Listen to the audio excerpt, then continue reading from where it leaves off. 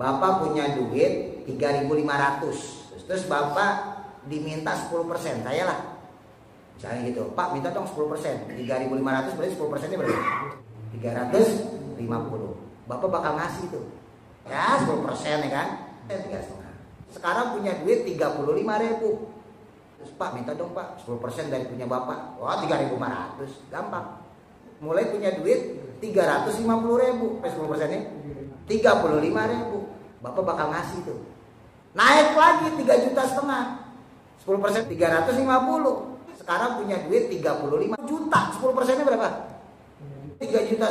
Keluarin duit 3,5 juta buat korban. Mulai mikir. Padahal sama-sama 10%. Itu nandain makin kita kaya, makin punya kemungkinan besar pelit.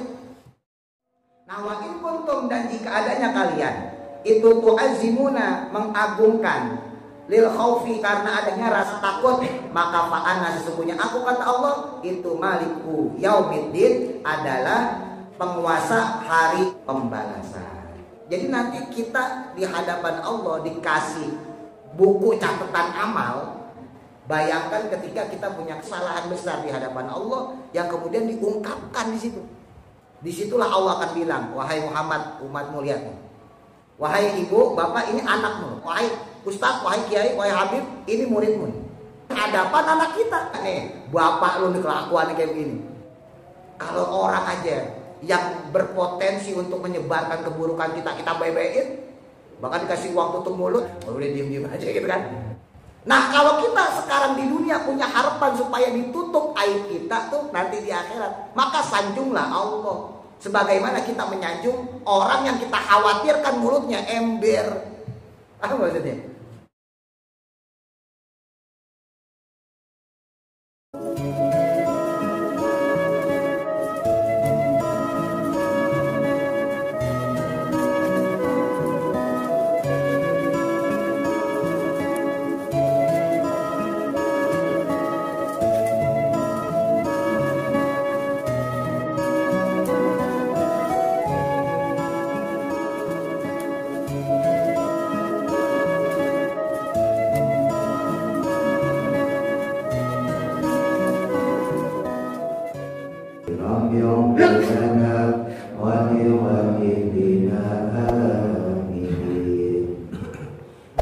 Bismillahirrahmanirrahim. Qala musannifu rahimahullahu ta'ala wa nafa'ana bihi wa bi barakati ulumihi fi dharain amin. Al-faidatu, adapun faedah asali satu yang ketiga, masih menerangkan tentang lafaz alhamdulillahi rabbil alamin, yang terjemah bebasnya segala puji bagi Allah, Tuhan semesta alam. Nah kemarin sempat kita bahas makna daripada Rob, diterjemah bebasnya kita sering mengartikan Tuhan ya. Secara bahasa Rob sendiri memiliki arti banyak, dan yang paling sering dipakai istilah Rob itu artinya adalah memelihara. Jadi lebih cocok sebetulnya lafaz Rabbil Alamin dimaknai secara hakikat, bukan secara tekstual. Ketika kita terjemahkan secara hakiki, yaitu sebagai pemelihara, maka nanti kita akan temukan berbagai unsur yang hanya bisa dipenuhi oleh kekuasaan Allah ya, di antaranya kemarin kita bahas masalah kekuasaan Allah yang memberikan sesuatu kepada makhluknya, maka itu tidak mengurangi kekuasaan Allah. Itu yang paling sakral ya dalam sisi ketuhanan. Dan itulah yang membedakan sifatnya Allah sebagai Rob dengan kita sebagai manusia. Terus kemarin juga disambung bahwa Allah itu kalau dipinta satu kali, dua kali, 3 kali dan seterusnya, itu nggak ada kata marah, nggak ada kata bosen, nggak jenuh Allah mendengarkan permintaan doa kita. Nah, tapi kalau kita dipinta sama orang, baik minta tolong secara biasa maupun rada maksa misalnya gitu ya, sekali 2 kali masih bisa nerima. Tapi kalau udah 3 kali 4 kali udah keseringan, sifat manusiawi kita keluar. Makanya kadang-kadang maaf kita tuh nolong orang aja milih-milih. Beda sama Allah. Allah jangankan yang muslim, yang beriman kepada Allah, yang kafir aja, yang memusuhi Allah saja dibagi sama Allah. Enggak mentang-mentang orang kafir terus kemudian dia nggak diberikan rizki sama Allah. Enggak mentang-mentang dia nggak percaya Allah terus kemudian Allah nggak memberikan karunia. Nah, kemarin makanya sempat saya singgung, kalau pengen punya sifat robbani, walaupun ini sulit Pak ya, tingkatannya ini tingkatan ulama ke atas ini. Tapi kan nggak ada salahnya kita belajar. Ya kita mau niru siapa lagi kalau bukan niru ulama? Sebab ulama lah yang mewarisi Nabi. Apa yang disampaikan Nabi, apa yang diajarkan Nabi, ya ulama yang warisin. Kalau kita nggak punya atau ulama, siapa lagi? Gitu. Jadi walaupun sulit, tapi tetap kita harus belajar setahap demi setahap untuk mencapai ya setidaknya 5% deh. Nggak usah 100%. 5% sifat-sifat robbani. Ketika kita memberi, kita nggak pandang bulu, kita nggak melihat orang ini gitu ya, nggak pilih kasih dan sebagainya. Ketika kita dipintain tolong, nggak ada kata bosen ya, dan sebagainya. Ya, termasuk ngaji nih.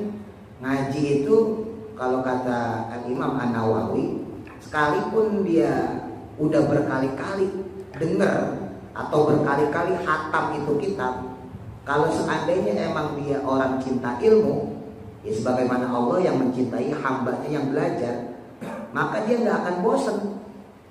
Beda sama orang yang nyari ilmunya cuman maaf ya, buat petantang petenteng, buat sok pinter, buat nyalain orang. Ketika dia ketemu pelajaran yang sama, dia akan ngomong, lu pernah belajar itu. Beda sama orang yang cinta ilmu. Orang yang cinta ilmu, 1 kitab, 2 kitab, 1 pelajaran, 2 pelajaran, bahkan kata Imam Nawawi sampai 1000 sekalipun, itu nggak akan membuat dia jenuh. Ya dasarnya orang cinta gimana sih Pak? Kita cinta sama istri kita cinta sama anak kita, tiap hari ketemu, saban hari kita ketemu, nggak ada tuh rasa bosan. Jangankan sama bini, jangankan sama anak, sama duit. Ya, saban waktu kita ketemu sama duit, ada nggak orang bosan sama duit? Nggak ada. Ya itulah cinta.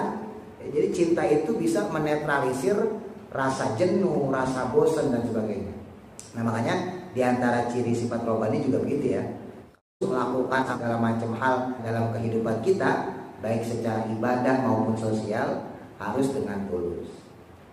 Nah disebutkan selanjutnya faedah yang ketiga, innalladzi yuhmadu, sesungguhnya orang yang dipuji. Ini ada kata makhluk ya.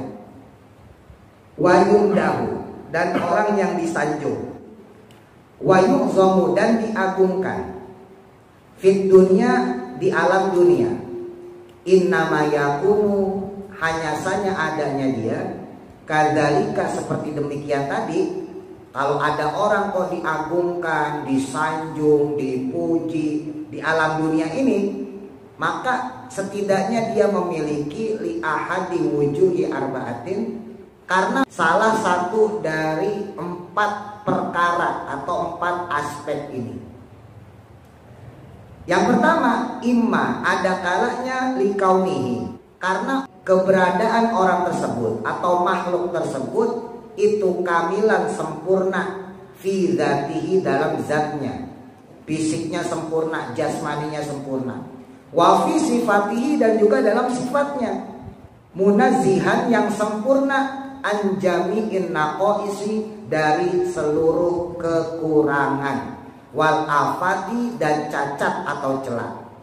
Wa illam yakun, walaupun tidak ada pada orang tadi, minhu, darinya, ihsanun, kebaikan, ilaika, kepadamu. Jadi yang pertama orang dipuji atau disanjung atau diagungkan, alasannya atau sebabnya yaitu karena orang tersebut memiliki kesempurnaan, nggak punya cacat secara fisik ataupun sifatnya. Ada orang misalnya ganteng banget, maka kita puji ketampanannya itu. Ada orang baik banget, kita puji dermawannya itu, baiknya itu. walaupun nggak ada hubungannya sama kita, walaupun kegantengannya itu misalnya, ketampanannya, kalau perempuannya kecantikannya atau kedermawanannya nggak menyentuh kepada kita, kita nggak dapat efek apa-apa. Tapi karena dia terkenal punya kelebihan itu, maka dia dipuji sedemikian rupa. Nah, itu jenis yang pertama. Adapun yang kedua, wa imma, dan ada kalanya likaunihi, karena keberadaannya orang yang dipuji, disanjung, diagungkan itu muhsinan, adalah orang yang berbuat baik, ilaika, kepadamu, wa iman, dan juga orang yang berjasa, alaika, kepadamu. Ini jenis yang kedua, orang yang dipuji, yang disanjung, yaitu orang yang punya efek kepada kita. Ada orang baik sama kita, suka ngasih sesuatu, misalnya makanan, misalnya uang, misalnya ya, atau misalnya kalau guru ngaji, gampangnya kayak saya gitu ya, ngajarin bapak-bapak, jadi ada efek ya. Nah, bapak mengagungkan itu karena adanya kebaikan. Kebaikan kita terima misalnya dari orang kaya, dari orang dermawan gitu ya. Sebab itulah menjadi alasan seseorang kemudian dipuji atau diagungkan. Lalu yang ketiga, wa imma, dan ada kalanya li'annaka, karena sesungguhnya kamu itu tarju, mengharap, wusula ihsanihi, akan sampainya kebaikan dia atau datangnya kebaikan dia, ilaika, kepadamu, fil mustaqbali, dalam masa yang akan datang, minaz zamani, pada waktu yang ada. Yang ketiga, orang itu diagungkan, dipuji, itu biasanya karena kita ada maunya, karena kita punya harapan. Untuk saat ini belum ada efek kepada kita, dia nggak ngasih apa-apa ya, tapi kita puji dia dengan harapan apa? Suatu saat dia akan baik sama kita. Ya, gampangnya misalnya proposal lah gitu ya, buat 17-an, buat acara maulid, gampangnya gitu. Selama ini nggak ada efek dia sama kita, ketemu aja kagak. Tapi berhubung kita punya kepengenan, kita pengen bikin acara 17-an misalnya, kita pengen bikin acara maulid, lah kita datang ke dia, kita ajuin tuh proposal, kita agungkan dia. Wah, bapak mah, bapak kan di sini kayaknya paling dermawan. Ibarat layangan tuh diulur dulu, ntar kalau udah rada miring-miring dikit baru dikedet. Sampai lagi pak yang baik di sini bapak doang. Nah, ketika kita udah agungkan, kita sanjungkan, tujuannya supaya dia ngasih. Ketika dia senang, dia ngasih duit kepada kita, nyumbang. Akhirnya proposal kita keisi, gampangnya gitu. Jadi kita sanjung orang karena adanya harapan kita kepada dia di masa datang. Lalu yang keempat, wa imma, dan ada kalanya juga li ajalin, karena suatu alasan, anaka, sesungguhnya kamu, takunu, adanya kamu itu khaifan, ya takut, min qahrihi, dengan adanya paksaan atau berupa paksaan, wa qudratihi, dan juga kekuasaannya, wa kamali satawatihi, dan juga sempurnanya pengaruhnya. Ada kalanya orang disanjung, dipuji bukan karena dia punya kelebihan atau punya kebaikan kepada kita, bukan karena dia diharapkan kebaikannya, tapi karena ada efek paksaan, karena terpaksa, atau karena adanya pengaruh orang tersebut. Ini orang kalau ngejelekin saya, se-RW bisa percaya, padahal tuh orang nggak ngepek buat kita, cuman omongannya ini didengar, ibaratnya gitu. Dia punya pengaruh, wah ini bahaya nih kalau saya ngomong macam-macam sama dia. Akhirnya mau nggak mau kita sanjung dia, wah bapak mah paling baik se-RW. Jadi tujuannya itu bukan karena mengagungkan secara benar, tapi menghindarkan diri dari ancaman dari dia supaya nama kita kagak jelek, gampangnya begitu. Nah, itulah alasan-alasan manusia mengagungkan seseorang ya. Jadi kalau kita ringkas, jadi karena dia punya kelebihan, ya kelebihan itu bisa tidak berefek kepada kita, bisa juga berefek ya. Kelebihan yang tidak berefek ya berarti misalnya dia kaya doang aja, terkenal dermawannya ya, misalnya gampangnya presiden lah Pak Prabowo, misalnya Pak Prabowo terkenal dermawannya, besok misalnya mau nyembelih sapi berapa kintal tuh, gede lah ya, harganya 90 juta tuh masalah tuh. Nah, Pak SBY misalnya gitu ya, wah, kalau beli sapi buat korban misalnya harga 100 juta, Tapi pertanyaannya ngepek sama kita. Loh, kita dapat yang gini aja kagak. Ya kan? Tapi kan kedermawanan itu kan kita sebutin gitu ya. Nah, ada kalanya ngefek juga kepada kita. Ya bapak-bapak yang punya harta ya, lebih kemudian masukin ke kotak amal buat operasional musola, masukin kotak amal ke masjid, atau nanti besok nih mau kurban, ya kolektif kurban ataupun korban sendiri misalnya. Maka kemudian kedermawanannya, kelebihannya itu bisa dinikmati oleh kita, ngefek sama kita. Nah tapi ada yang kedua, ini cuma harapan doang aja. Jadi harapan kita aja, kita baik sekarang supaya suatu saat nanti dia baik sama kita. Nah terus yang ketiga, paksaan, karena adanya ancaman, karena adanya pengaruh dia yang kuat. Kalau sampai di mata dia jelek, terus diomongin sama orang, wah nama saya se-RW jelek. Jadi orang-orang tahu kejelekan saya, padahal belum tentu saya melakukan. Nah demi hal tersebut, maka kemudian kita mengagungkan dia, menyanjungkan dia. Nah, fahadihil halatu, maka inilah keadaan dia yang mana dengan dia, maksudnya dengan hal tersebut, al-jahatul mujibati, menjadi alasan yang mewajibkan atau menyebabkan li ta'zimi, untuk pengagungan. Nah ini kesimpulannya, faka'annahu subhanahu wa ta'ala, maka seakan-akan sesungguhnya Allah subhanahu wa ta'ala itu yaqulu, berkata atau berfirman Allah, in kuntum, jika adanya kalian itu mimman, termasuk orang yu'azzimuna, yang mengagungkan al-kamala zati, akan kesempurnaan sifat yang pribadi, fahmiduni, maka pujilah aku, fa ini sesungguhnya aku ilahul alamin, adalah Tuhannya semesta alam. Tuh. Jadi Allah tuh nyindir, kalau kamu saja bisa muji orang yang dia baik, yang dia punya kelebihan, padahal dia tidak punya efek pada kamu. Dia nggak baik sama kamu, cuma terkenal baik aja. Seperti tadi saya contohin, misalnya kita tahu Pak Prabowo misalnya, gitu ya, nyumbang sapi sekian, Pak SBY nyumbang sapi sekian, Pak Yusuf Kala nyumbang sapi sekian, kok dia mah hebat banget. Lah yang kayak begitu aja kita sanjung, padahal gak ada efek buat kita. Nah kata Allah, kalau yang demikian saja kamu sanjung, makanya kamu lebih pantas nyanjung saya. Walaupun terkadang mungkin menurut kita nikmat dari Allah tidak menimpa kepada kita, walaupun gak mungkin ya, tetap nikmat Allah ada pada kita Pak, sekecil apapun. Dan nikmat sehat minimal lah. Taruhlah kita gak punya duit ya, taruhlah kita punya masalah secara sosial, tapi kan nikmat sehat masih ada. Jadi Allah tuh selalu memberikan nikmat. Jadi nggak bisa kita nganggep Allah nggak ngefek buat kita ya. Pasti ada efeknya. Lah kalau yang nggak ngefek aja kita puji, sebegitunya kita mengagungkan dia, masa Allah yang memberikan efek kepada kita nggak kita puji? Padahal Allah ilahul alamin. Jadi Rob di situ dalam makna ilah. Ilah itu berarti Tuhan semesta alam. Maksudnya Allah itu yang pantas dipuji, melebihi orang-orang atau makhluk-makhluk yang biasa kita puji. Wahwa, adapun hal tersebut itu al-muradu adalah yang dimaksud min qaulil hamdulillah, dari ucapan firman-Nya Allah, lafaz alhamdulillah. Itu yang pertama ya.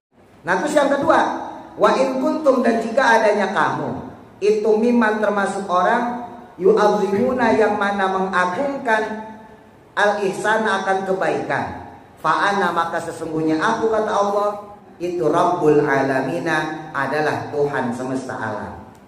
Nah kalau yang gak ngepek saja kita puji, orang yang punya efek kepada kita, punya pengaruh kepada kita, tentunya juga kita puji. Nah hal tersebut lebih pantas bagi Allah. Tadi saya sampaikan, setidaknya kita punya nikmat kesehatan yang diberikan oleh Allah kepada kita. Dan nikmat kesehatan itu, kata Nabi, paling sering dilupain sama orang. Nah, jadi Nabi itu pernah ngasih tahu sahabat Abu Hurairah, wahai sahabatku, tahu nggak kamu nikmat dari Allah yang suka dilupain sama orang? Kata sahabat Abu Hurairah, apa ya Rasul? Duit, rumah, istri? Kata Rasul, bukan. Nikmat dari Allah yang sering dilupain sama manusia, yaitu yang pertama adalah nikmat sehat, yang kedua adalah nikmat luas, waktu yang lapang. Jadi kita seringkali ngelupain nikmat sehat dari Allah. Padahal kesehatan yang Allah berikan kepada kita itu nggak bisa dinilai sama uang yang kita punya. Punya duit berapa sih? 10 juta, 20 juta, 30 juta, 100 juta. Anggota badan kita, organ tubuh kita nggak kebayar kan? Mata doang satu biji, mata satu biji. Itu Singapura berani bayarin 15 miliar mata satu. Jadi bapak kalau pengen punya duit 15 miliar ke Singapura sana, jual matanya. Mata dua berarti 30 miliar. Itu baru mata doang, belum selaputnya, belum pupilnya. Itu kalau di total bisa sampai 100 miliar. Baru mata satu. Padahal mata itu dari apa sih? Mata itu kan daging, Pak. Bukan tulang kan? Mata daging bukan tulang. Daging. Ya kan? Nah ini kan kulit daging juga nih. Kan bisa juga. Kenapa harga kulit sama harga mata bisa beda? Padahal sama-sama daging. Itulah hebatnya Allah. Dan kesehatan seperti itu kadang-kadang kita lalai untuk mensyukurinya. Ya suka nggak suka, kita lebih senang sama nikmat yang nggak biasa kita dapetin. Gampangnya apa ya? Duit. Sementara nikmat yang biasa kita dapetin justru kita lalai. Saya sering nyontoin misalnya gitu. Ya maaf, di sini kan banyak tukang ayam bersama, di sana juga banyak tukang ayam. Ya, kayak Pak Jiwa Gimin, ya, Pak Yali Celo, Pak Supri, banyak lain. Di sana juga banyak. Saya sering nyontoin misalnya gini. Ada orang biasa dagang nih, khususnya dagang ayam. Dia punya langganan misalnya setiap harinya 20 orang. Nah, setiap 20 orang itu katakan misalnya setiap harinya 1 ekor lah. Jadi dia setidaknya minimal bawa ke pasar itu 20 ekor. Gampangnya gitu ya. Tapi nggak mungkin dia berangkat ke pasar bawa 20 ekor. Pasti dia bawa 25, bawa 30. Supaya ada yang beli selain langganan yang biasa beli tiap hari. Ya kan? Nah uniknya nih. Ketika langganan udah pada ngambil 20 ekor habis, sisa tambahan 5 ekor atau 10 ekor misalnya gitu ya. Terus gak ada yang beli. 5 ekor atau 10 ekor tadi bawa pulang ke rumah. Terus tetangganya nanya, gimana pasar? Sepi. Lah itu langganan yang 20 kemana itu? Yang tiap hari ngambil gak dianggap. Ya, ini masih contohnya gampang ya, tukang ayam aja. Orang saya sering nggak bawa tukang ayam. Ini apapun ya. Tukang ojek misalnya gampang gitu. Biasa nganterin ya langganan biasa sipulan. Misalnya 5 orang, 6 orang biasa dapat penghasilan biasa 100. Ya tentu kan dalam harapannya kan pengen dapat yang selain langganan itu. Biasa nganterin langganan misalnya 10 orang.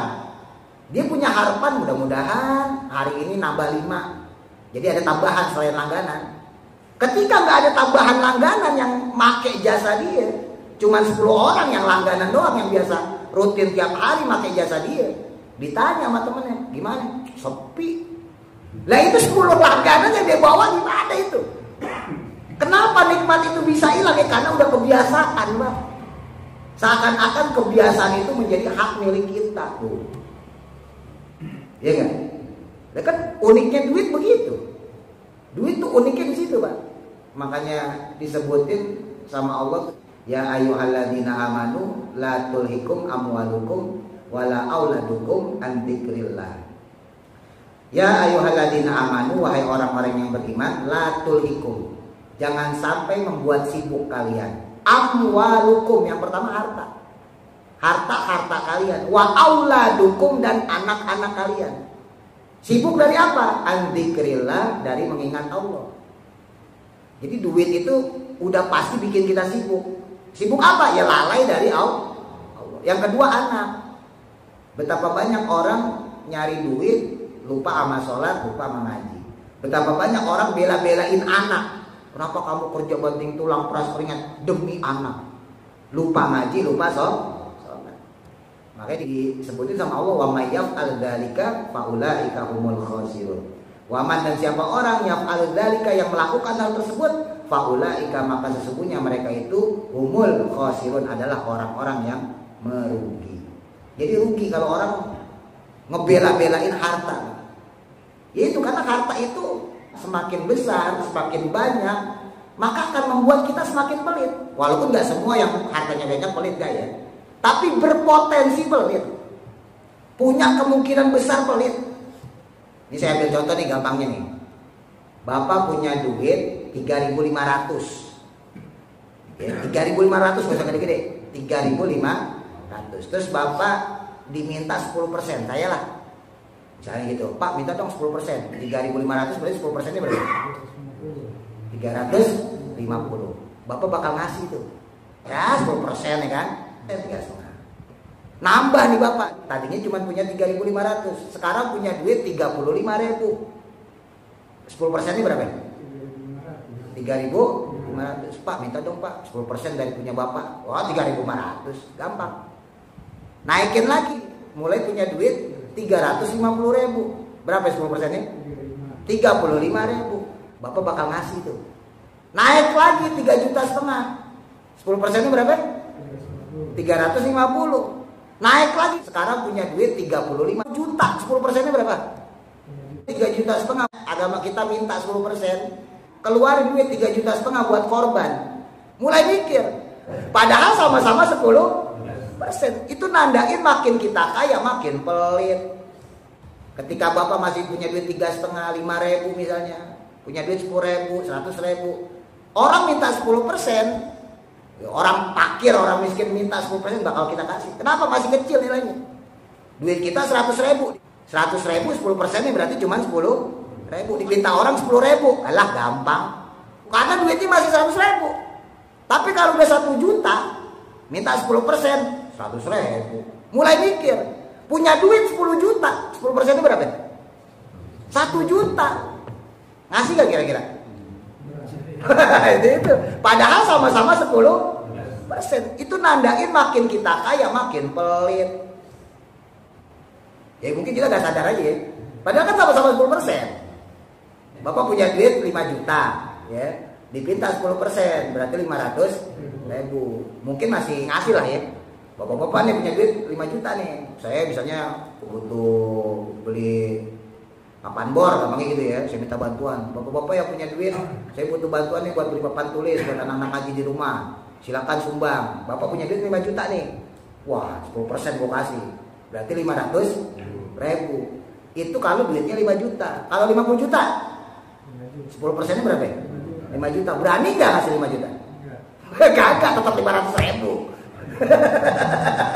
Ya enggak? Oh ya itu tetap aja ngasih 500. Lah itulah manusia. Jadi benar-benar tuh duit itu ya. Ya tapi jangan nggak punya duit juga, lemes nggak punya duit Pak. Ya, lemes.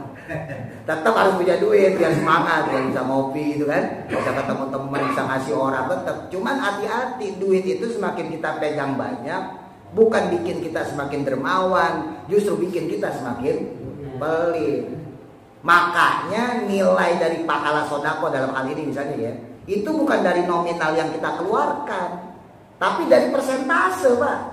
Dari beratnya kita mengeluarkan duit. Bapak punya duit misalnya cuma 10 juta, keluarin duit 3,5 juta buat korban. Dibandingin orang yang punya duit 100 juta, kontrakan banyak, korban juga kolektif 3,5 juta, pahalanya beda. Udah dikira sama kali, beda. Ya maaf misalnya gitu, saya guru ngaji, penghasilan guru ngaji berapa sih? Ya kan, ada yang bayaran, ada yang kagak. Ya kalau nggak percaya saya tunjukin, kalau nggak percaya. Nah terus kemudian saya punya kepengenan nih, nyumbang musola misalnya, nyumbang masjid, ikut korban, pengen ngasih anak yatim, dibandingin sama orang kaya, maaf yang punya kontrakan misalnya, yang punya mobil misalnya, terus dia nyumbang juga dengan nilai yang sama, 3 juta misalnya, 3,5 juta misalnya, ya beda Pak pahalanya. Karena pahala itu dinilai dari sisi beratnya seseorang dalam melaksanakan ibadah. Jadi makin berat suatu ibadah kita amalkan, kita lakukan, maka semakin besar pahalanya. Bapak seandainya berangkat ke musola nih, ke masjid, dalam keadaan misalnya kaki lagi sakit, lagi kram misalnya, atau encok, pinggangnya lagi kumat. Dengan orang normal datang ke musola ke masjid, ya beda pahalanya. Sholatnya mah sama. Sholatnya sholat maghrib, habis ini kita sholat isya. Sholatnya sama. Tapi pahalanya bisa beda. Kenapa? Yang satu ngerasain sakit, berat dalam melakukan amal soleh. Ngaji kayak gini nih. Saya yang masih muda, begini dari tadi kuat Pak. Sampai selesai saya ngaji 2 jam kuat saya, masih muda. Kalau yang 50 ke atas, ya, baru 5 menit begini. ya kan? 10 menit naik lagi kan. Kalau ditanya pahalanya gedean mana? Justru gedean yang begitu, yang merasakan berat ketika melakukan ibadah.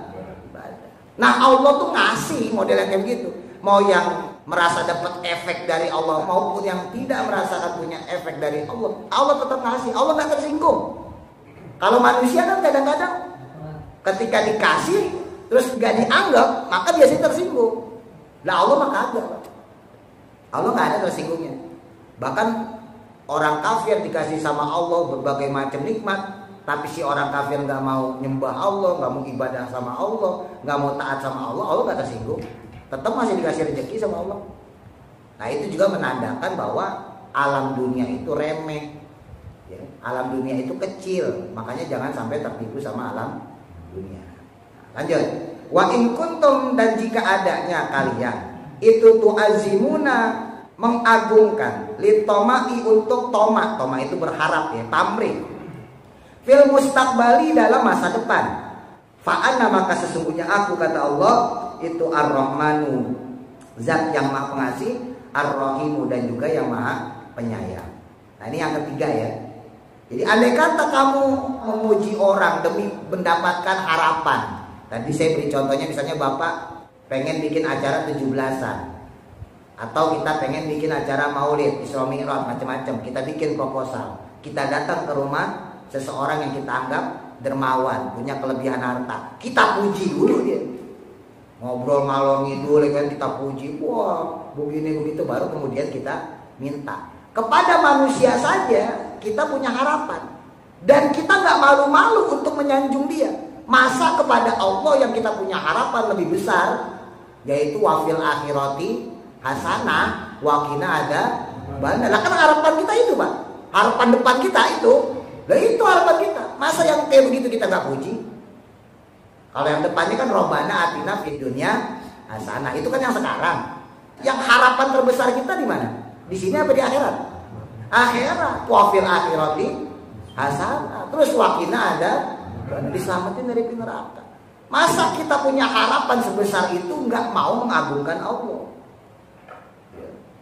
Ya maaf nih, makanya kita diajarin sama wali-wali, sama para ulama, kiai, habaib, punya etika dalam hal ibadah, misalnya seperti sholat ya. Ketika kita selesai sholat, diajarin sama ulama-ulama tuh, kita berhenti dulu, zikir dulu, baca doa dulu. Padahal kalau kita belajar secara syariat yang dasar misalnya, bahwa as-sholatu hiya doa. Jadi sholat itu sebetulnya ada doa. Secara bahasa sholat itu ya zikir. Kalau secara bahasa ya.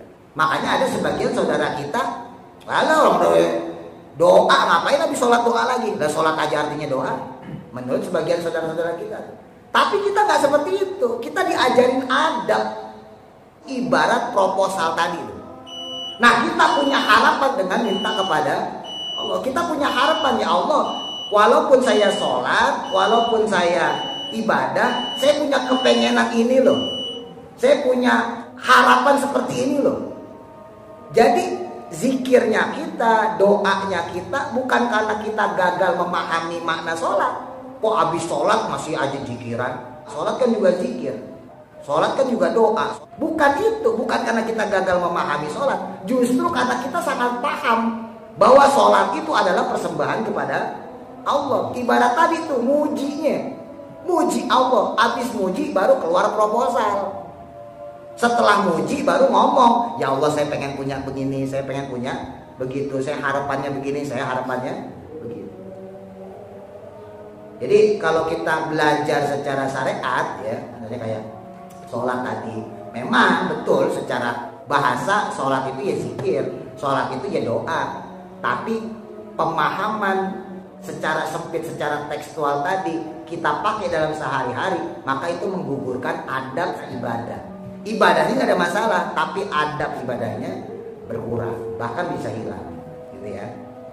Nah, wa in kuntum, dan jika adanya kalian itu tu'azzimuna, mengagungkan, lil khaufi, karena adanya rasa khawatir, adanya rasa takut, maka fa'anna, sesungguhnya aku, kata Allah, itu maliku yaumiddin, adalah penguasa hari kiamat atau hari pembalasan. Nah, kalau kita saja memuji orang yang kita anggap punya pengaruh kepada kita, kita takut sama dia nih, yang seperti itu aja kita sanjung. Masa Allah yang Maliku Yaumiddin, ya kalau di Fatihahnya Maliki ya, Maliki Yaumiddin, tapi kalau secara bahasa Maliku Yaumiddin, bahwa Allah adalah penguasa hari pembalasan. Kalau orang yang ngancem kita aja bisa kita sanjung, orang yang kita khawatirkan mulutnya ngejelekin kita, ya tadi saya contohin ya, karena kita tahu nih orang mulutnya ember, se-RW ini bisa tahu nih, makanya kita sanjung-sanjung supaya dia nggak bicarain keburukan kita. Masa Allah yang Maliku Yaumiddin nggak kita sanjung-sanjung, padahal Allah bisa membuka aib kita di akhirat, Pak. Oke lah, di dunia mungkin kita tertutup, di akhirat Pak, di sidang tuh dari zaman Nabi Adam, dari zaman Nabi Adam sampai nanti hari kiamat. Bayangin, jadi nanti kita di hadapan Allah dikasih buku catatan amal, itu disaksikan bukan cuma sama Allah sama Nabi Muhammad, tapi jutaan bahkan miliaran umat-umat Nabi terdahulu. Gak usah orang lain lah ya. Andai kata kita pikir yang nyaksiin nih gak usah banyak-banyak lah. Satu misalnya Allah yang memberikan kitab catatan amal, yang kedua misalnya katakan Nabi Muhammad sebagai Nabi kita, yang ketiga yaitu orang tua, gampangnya gitu ya. Terus yang keempat guru misalnya, gak usah banyak-banyak, jutaan orang nyaksiin, 4 orang aja nyaksiin kita dikasih catatan amal. Masih ingat ya di tafsir Yasin itu, asyhadu arjuluhum bima kanu ya, disebutin sama Allah bahwa kamu akan lihat catatan-catatan amal apa yang telah kamu lakukan, dan itu ditanya sama Allah, apakah kamu lihat ada tambahan catatan yang gak kamu lakukan. Jadi kita disuruh negesin Pak, kalau ada amal yang kita gak lakukan, misalnya kita gak nyolong terus ditulisnya nyolong, kita boleh protes. Andai kata kita gak zolim tapi kok ditulisnya zolim, kita bisa protes. Ditanya sama Allah, ada gak catatan yang nggak kamu lakukan tapi ditulis di situ, diperiksa dari yang kebaikan maupun yang keburukan. Terus kita jawab, nggak ada ya Allah, semuanya tertulis dengan sempurna, hari per hari, detik per detik, ada semuanya Allah. Kebaikan saya ada, keburukan saya ada. Nah pertanyaannya, bayangkan ketika kita punya satu kesalahan besar di hadapan Allah yang kemudian diungkapkan di situ. Nih bayangin ya, andai kata kita punya kesalahan besar, misalnya kita pernah ngebunuh orang, nauzubillah. Di dunia gak ada yang tahu. Disitulah Allah akan bilang, wahai Muhammad, umatmu lihat nih. Wahai ibu, bapak, ini anakmu. Terus juga guru ini bilang, wahai ustaz, wahai kiai, wahai habib, ini muridmu nih. Dia pernah membunuh ketika di alam dunia. Itu dibuka Pak aib kita, jangan dikira kagak. Nah kalau kita sekarang di dunia punya harapan supaya ditutup aib kita tuh nanti di akhirat, maka sanjunglah Allah sebagaimana kita menyanjung orang yang kita khawatirkan mulutnya ember. Apa maksudnya? Wah itu ngeri Pak. Ya saya paling ngeri, saya juga. Saya takutnya Bapak nganggap saya ini positif gitu. Wah Pak Ustadz orangnya baik gitu kan, alim, pintar, alim ibadah. Padahal belum tentu juga saya seperti itu. Takutnya nanti di akhirat dibuka, lah Bapak ditunjukin. Antar kata Pak Jiwa gini, oh ternyata begitu kelakuan Ustaz kita gitu. Ya doain ya, mudah-mudahan supaya nggak jaim gitu. Saya pengen tuh nggak jaim, ya udah, ya biasa lah gitu. Supaya nanti di akhirat itu kita jadi bareng-bareng. Jadi nggak diklasifikasi gitu ya. Ini khusus Ustaz, oh ini khusus jamaah, enggak. Harapan saya masuk di daerah jamaah. Kenapa? Karena ketika dibuka itu aib, nauzubillah Pak, mau ini minta ampun. Ya mungkin kalau kayak Bapak namanya kita murid misalnya gitu ya, dibuka aib kita, ya kita ya malu tetap. Cuman kan nggak pati malu-malu amat. Bayangin kalau yang dibuka itu adalah guru kita, coba.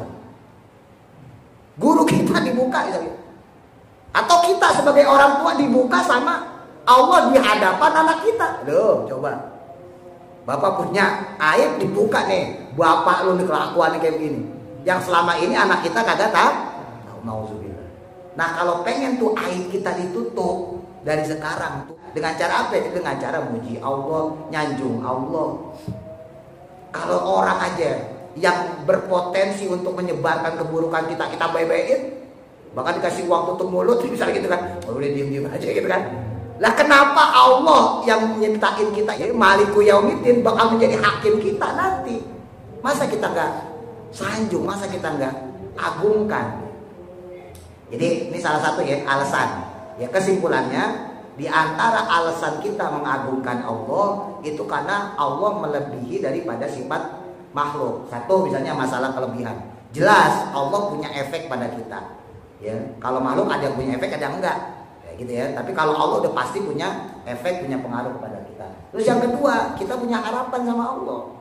Secara umum di dunia, yaitu Rabbana atina tadi, fid dunya hasanah. Harapan secara khusus lagi di akhirat, wa fil akhirati hasanah. Dan yang paling sakral yang ketiga nih, kita takut dengan ancaman Allah supaya aib kita, cacat kita kagak dibuka sama Allah. Mudah-mudahan manfaat. Wallahu a'lam. Al-Fatihah.